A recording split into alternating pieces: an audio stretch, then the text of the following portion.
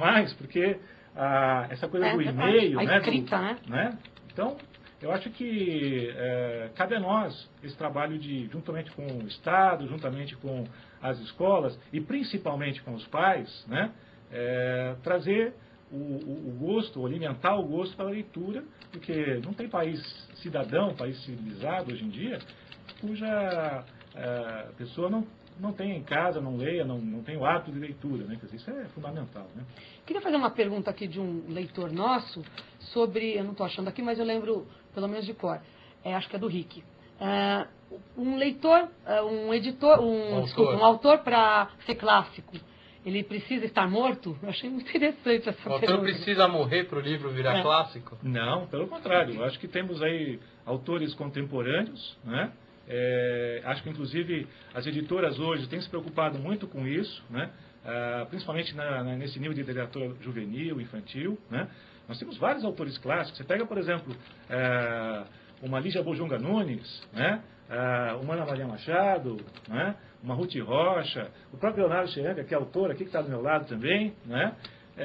Enfim, são pessoas que estão escrevendo e estão fazendo coisas legais e que, não tenha dúvida, para mim são clássicos contemporâneos.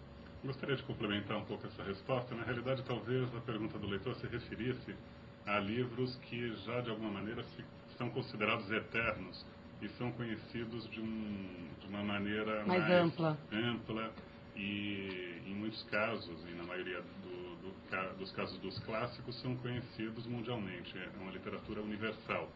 Há, claro, os casos dos clássicos brasileiros, os clássicos como Machado de Assis, como José de Alencar, vários desses que a gente está publicando na Saraiva, mas há também penso que o leitor está pensando, está se referindo aos livros clássicos eternos, como os Shakespeare, como o próprio Homero, a Odisseia e a Ilíada, né? Voltando um pouco à pergunta anterior, o que é um clássico, né? De onde vem e por quê?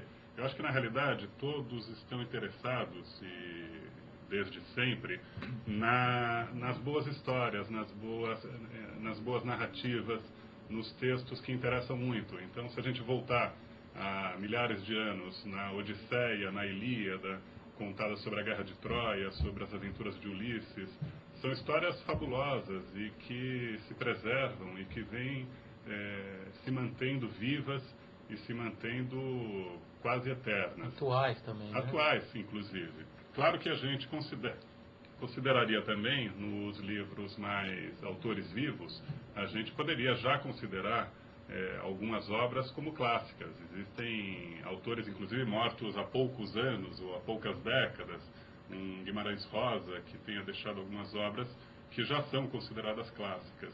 Agora, o autor, depois de morto, digamos assim, a sua obra sobrevivendo por muito tempo é uma prova concreta do valor e do interesse que essa obra gera. Então, creio que o leitor, quando fez essa pergunta, deve ter pensado justamente nesse aspecto de a obra sobrevive muito mais tempo, a obra vai permanecer por muito tempo interessando a todos, adultos e jovens. E esse interesse do jovem de hoje por obras clássicas, acho que a gente pode até explorar um pouco mais adiante. Com certeza. Se você pensar, por exemplo, na música, o Rolling Stones, a gente pode dizer o quê? Que é clássico? E está aí, né? Quer dizer, então, acho que... o clássico do rock. É o clássico do rock, né? Quer dizer, então você tem... moderno, porque eles se reinventam a cada Exatamente, década, né? Então, quer dizer, na realidade, o clássico é que nós estamos vivendo nesse momento junto com o clássico, né? Então, para nós, ele pode não ser literalmente um clássico, né? Mas ele já está sendo já, né? E aí o que o Leonardo comentou, quer dizer, depois ele vai se perpetuar além da existência carnal do autor, né? Quer dizer, o autor se vai, a não ser um Machado de Assis, que traz de volta aí o Brás Cubas e coisas do gênero, né? Mas essa dinâmica, eu acho que às vezes a gente não se apercebe, mas ela está presente, quer dizer, o clássico está presente. Tem uma pergunta também muito interessante, que está até inserida aqui no nosso roteiro, né? Do Max Power. Como a literatura deve ser inserida nas escolas, já que a maioria das crianças não gostam, né, de ler e são obrigadas a ler, né? Então, eu queria até aproveitar e mostrar um livro que nós editamos pelo Selo Atual. O Selo Atual é um selo que pertence ao Grupo Saraiva, que é do professor William Cereja, né, que é esse ensaio de literatura. Essa obra é justamente a tese de doutorado que foi publicada agora, né, que ele defendeu pela PUC. E ele justamente, quer dizer, quem conhece, quem está no ensino fundamental e no ensino médio, conhece o William Cereja, que ele é um dos autores mais lidos aí na área de livros didáticos, né? E ele justamente fala isso. E foi baseado nesse trabalho dele que nós construímos, nós relançamos os clássicos.